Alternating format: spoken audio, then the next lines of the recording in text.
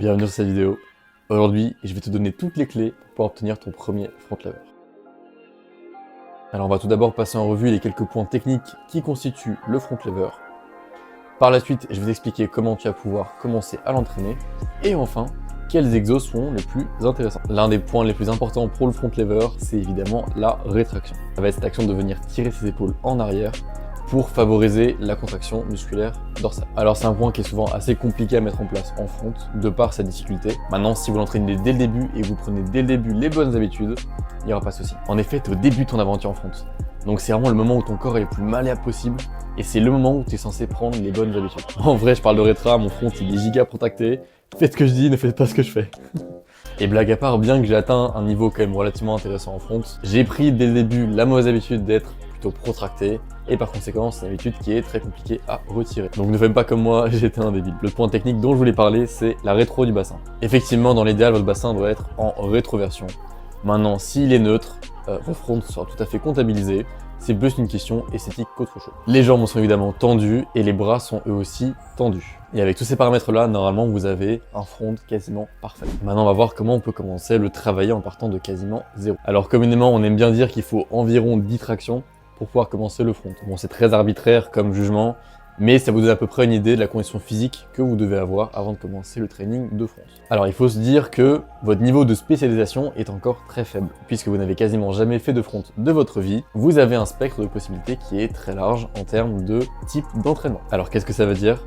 Ça veut dire tout simplement que par exemple vous allez pouvoir faire des exos annexes qui n'ont rien à voir avec le front, qui vont avoir un transfert sur votre progression en front lever. Par exemple, les tractions lestées peuvent être un très bon moyen d'augmenter votre niveau en front lever, du moins au début. Parce que comme j'ai dit, tout est une question de niveau de spécialisation. Si vous êtes déjà à l'aise en front lever, vous avez des pull-ups, vous avez du touch, etc., vous êtes déjà bien trop spécialisé pour pouvoir faire des exos aussi annexes. Et ce point me permet de faire le parallèle avec un deuxième qui est que vous n'avez pas besoin d'attendre un certain niveau dans une progression pour pouvoir passer à la suivante. Si actuellement vous avez 7-8 secondes d'advanced stock front et que vous êtes capable par exemple de faire 3 secondes en one leg, ne forcez pas sur l'advanced stock. Si vous êtes déjà capable de faire la progression d'au-dessus, faites la progression d'au-dessus. Alors évidemment, il ne faut pas se précipiter. Le but c'est pas d'essayer d'aller le plus vite possible, mais d'aller le plus sainement possible.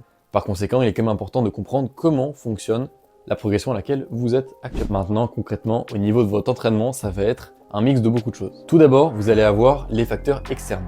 Par exemple, comme je vous ai dit, les tractions lestées peuvent être très intéressantes. Ensuite, vous allez commencer petit à petit à taffer dans certaines positions isométriques, comme par exemple la tuck front ou la dead stock front. Il est par ailleurs très important d'inclure dès que possible des pull-ups, du touch ou encore des presses en front. Parce que ces exos ont un transfert incroyable sur le hold, et rien que quelques pull-ups, quelques touch ou peut-être quelques presses en advanced stock peuvent vous permettre de débloquer un full front lever. Donc retenez bien ça, les holds c'est bien, mais ça ne fait pas tout. Donc pendant les premières semaines, l'objectif ça va être de s'habituer à la figure. Évidemment, c'est un mouvement qui n'est pas naturel. Par conséquent, répétez le plus possible la position ou la progression à laquelle vous êtes à l'aise. Vous pouvez par ailleurs vous aider d'élastique pour essayer de mieux comprendre le mouvement ou de vous faciliter la tâche. Par ailleurs, l'une des progressions qui peut être très intéressante, c'est le one leg front lever. Alors évidemment, ça va de soi, mais ils vont en faire des deux côtés. Et pour le coup, c'est une progression excellente pour pouvoir par la suite débloquer son front lever. Un exo très intéressant, en plus des pull-ups, du touch ou encore des presses, ça va être les négatives. Alors évidemment, dès le début, vous ne serez pas capable de faire des négatives en full front lever. C'est pour ça que vous allez commencer à les faire soit en advanced stock ou encore en one leg. L'objectif, c'est de diversifier au maximum les différentes manières de s'entraîner. Donc vous faites du hold, des tractions lestées, des pull-ups, du touch, des presses, des négatives. Et avec ça, vous aurez un entraînement qui est complet. Alors vous allez me dire, mais comment on fait pour faire des pull-ups, du touch ou encore des presses quand on a à peine un advanced stock front?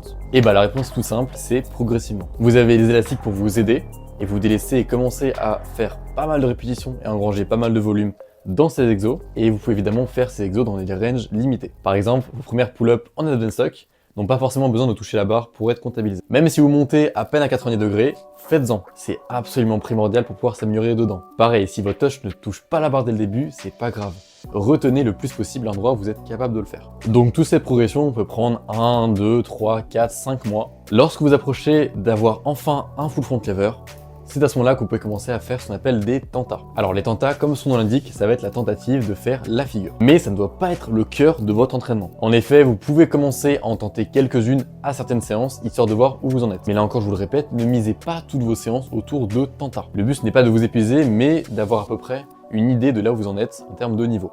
Et petit à petit, au fil du temps, vous pourrez avoir des tentas de plus en plus réussites, et à ce moment-là, y intégrer une plus grande importance dans votre programme. Mais tu vas sûrement me dire, mais Paul, comment je fais pour créer un programme efficace pour mon front lever? Et c'est là que j'interviens et que je te propose un coaching personnalisé en ligne. En effet, durant ce mois de coaching, je vais pouvoir te préparer un programme adapté à tes besoins et t'expliquer exactement point par point pourquoi je t'ai mis ces exos-là, comment je te les ai mis et comment ça va pouvoir te faire progresser.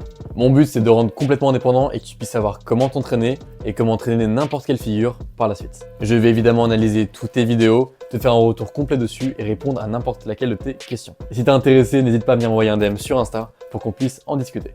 Et c'est avec grand plaisir que je pourrai t'aider dans ta progression en street workout. À noter que je déconseille très fortement la saddle fonte.